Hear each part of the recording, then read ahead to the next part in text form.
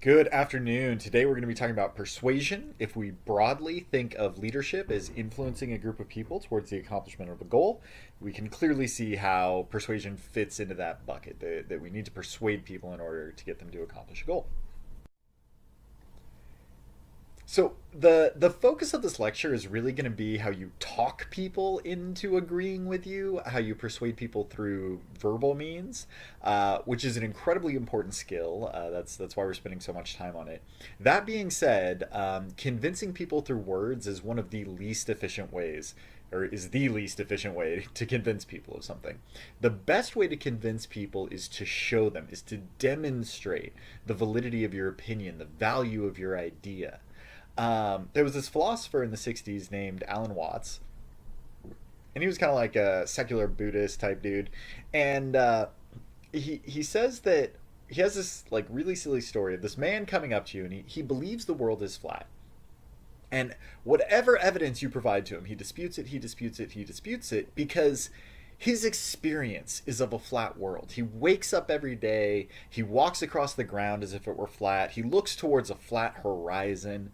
To him, the world is flat. That is his experience. And you cannot talk someone out of their experience. So instead, what you got to do is you got to pick a spot, and you got to pick a spot, you got to pick a direction, and you got to start walking in that direction. And you keep walking, you swim across oceans, you go up mountains, you go across deserts, and you keep walking in the exact same direction without ever turning.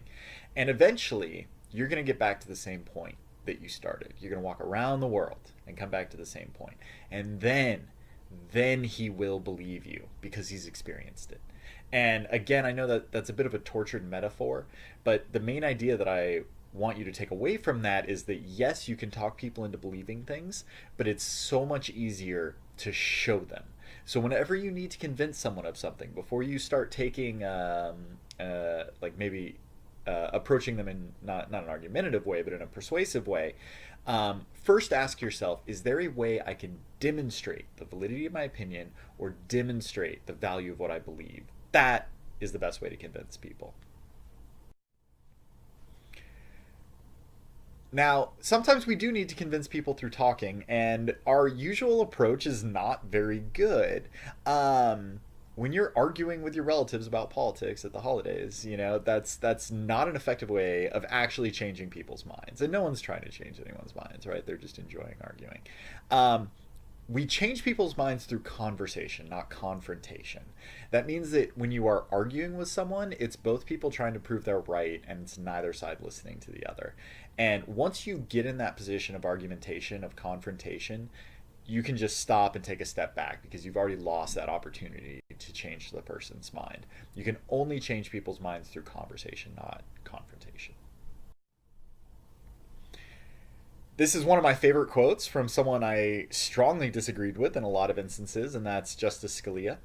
And he says, I attack ideas, I don't attack people. And some very good people have some very bad ideas. There is a very big difference between saying, I disagree with you about immigration policy, and saying, you're racist. One is attacking ideas, the other is attacking people. And you need to do the first one of those. You need to attack ideas. You cannot attack people. People are open to the idea that what they believe is wrong. They're not open to the idea that they're bad people. You're never going to convince someone that they're a bad person, right? Everyone justifies what they do.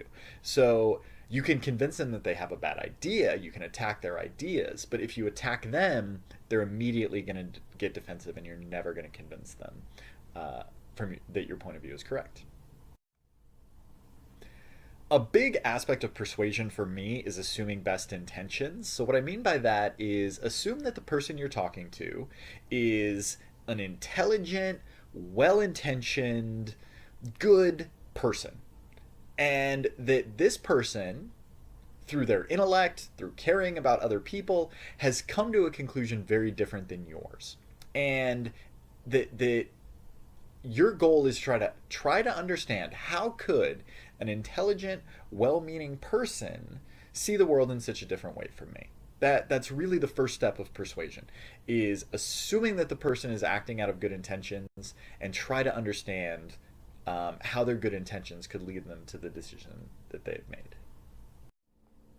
Today we're going to talk about 4 aspects of persuasion. The first step in persuasion is to listen. We often try to convince people by talking, but if we want to convince people, the first thing we need to do is listen to them. We're going to talk about highlighting areas of agreement. We'll talk about stating what we believe and how to do that. And finally, we'll talk about being patient.